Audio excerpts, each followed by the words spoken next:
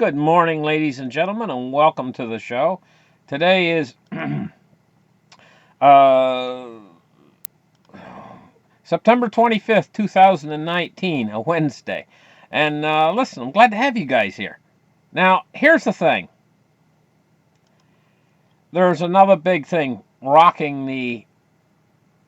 It's a top story in the news right now. Trump phone call. You know, you guys probably want my opinion on it. Last night I did some research into it. I'm going to tell you, first off, it was hard for me to understand it at first. I had to listen to a number of news stories and go over it and listen very carefully and try to figure out what's going on. You know, in the end I figured it out, but it took me a little while because this is complicated. This is a very complicated issue. So it took me a little while to figure it out. But you guys want my opinion. After I figured it out, you want my opinion. Well, my opinion is, I'll sum it up pretty quick. My opinion is this time I think it's different. This time. Now, let's move on. What's the effect going to be? Parts of this that we haven't thought of yet is, number one, the Chinese, they do the research. And they're sitting over there right now, and they're probably thinking, hey, what about the trade deal? What about the trade deal meetings and stuff? What kind of I'm asking the question right now, what kind of effect is this going to have on the Chinese and the trade deals coming up for this trade situation that's going on? Anyway, let's move on. We got to take a look at the markets right now. And let's open up the charts right here and take a look. And the first thing we're going to look at is the silver price today. We're looking at $18.44 bid, $18.54 ask. It says it's down 14 cents on the day. But you know what? It's staying right in the middle of a range that it's in. It's found lately. And, it's been bouncing up and down in this range between about 1820 and about 1870. And it's right in the middle of that range right now. Let's take a look at gold. Gold is $15.27.30 bid and $15.28.30 ask. It says it's down $4.20, but it looks to me too like it's right in the middle of this range that it's found lately. Gold and silver have went into a bullish trend again. It's going to pick up. The amount of people who are wanting to buy real physical precious metals is going to uptick now, in my opinion. And it's going to continue to uptick. Bigger and bigger is what I think is going to happen. Now, let's take a look at cryptocurrencies. Cryptocurrencies has underwent a big correction, and it's still an ongoing process. 219 billion. That's a large drop back from the 265 billion it was just a few days ago.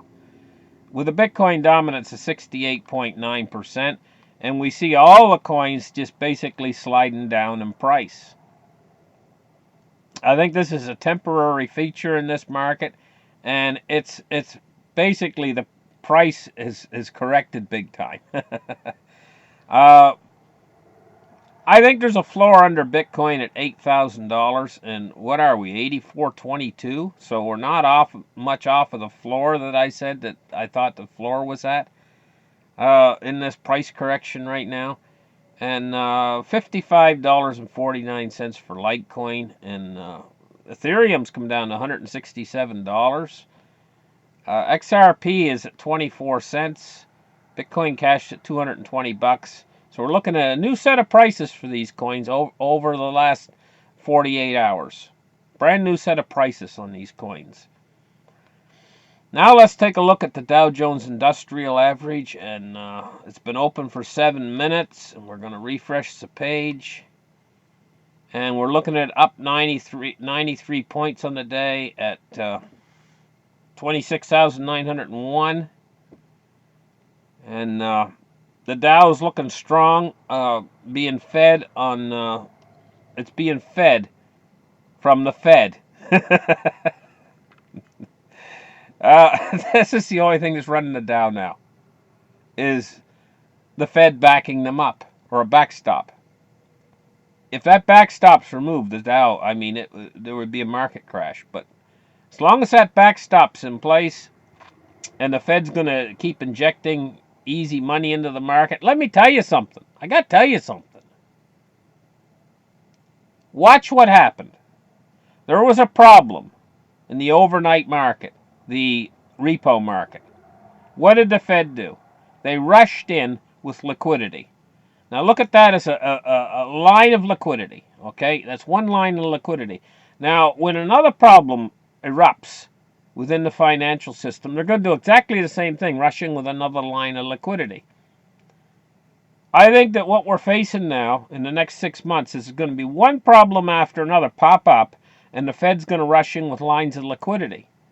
Once they open up one of these lines of liquidity, it's hard for them to shut them down without the system breaking apart. So once they get these lines of liquidity going, and basically they're pumping money, it's like streams of money coming in, each line of liquidity. Well, the way I think this is going to work now at this point is as troubles pop up in the financial system and need liquidity to solve the problems, the Fed's going to supply that liquidity. And these are going to create new channels of liquidity all through the financial system. I can see problems popping up here, there, and everywhere. I don't think it's going to overwhelm them, but all that new liquidity that they're pumping into the system, and they're going to have to continue pumping it into the financial system, is what the markets are all addicted to. And this is not going to stop. They can't stop it. If they stop it, everything will fall to pieces. You know, they're going to have to keep pumping this liquidity out. They just pumped over $400 billion worth of new fresh money into the system. This is the way it's going to continue to go. This is a trend. And the ultimate conclusion of this is hyperinflation. I've been saying I think we got 2 years until the actual hyperinflation hits. But it depends on how quick the system starts to disintegrate and how many lines of liquidity, how many times they're going to have to do this. The hyperinflation could come quicker, depending on how fast the system starts to break apart. That 2 years I've told you guys is only a rough estimate. It could be sooner. Because, you know, you wait for years for something to happen within the financial system. But when it really all starts to happen, it happens really quick. Okay, let's move on. And let's take a look at oil today. It's off $1.30, 2.27%. I think if we go back, let me take a look at, well, we can't see the 3-month chart on this. But I would think that we're down below or just as low as the price we were before the trouble started a week or so ago, you know. And we had that huge spring up in the price of oil. Let's take a look now at U.S. Treasuries. And we're seeing yields rising across the board today. Except on the short end of the yield curve. We see falling yields on the 1 month and unchanged on the 3 month. But we see rising yields, but they're not rising significantly. The largest rise in yields is on the U.S. 2-year, which has risen just over 3 basis points to 1.63. These are still very low bond yields, especially on long-term bonds, if you can imagine. And these are the highest yields out there. A lot of the other countries, I heard that in places, not just government debt, but corporate debt and stuff is selling with negative yields, like in places like Europe. The situation's getting ridiculous. And Europe, a lot of the bonds are negative yields, like the German bond, or bond, whatever they call it, German bond, negative yields. And so what we're seeing here is positive yields. We're still seeing 2.1% on the U.S. 30-year.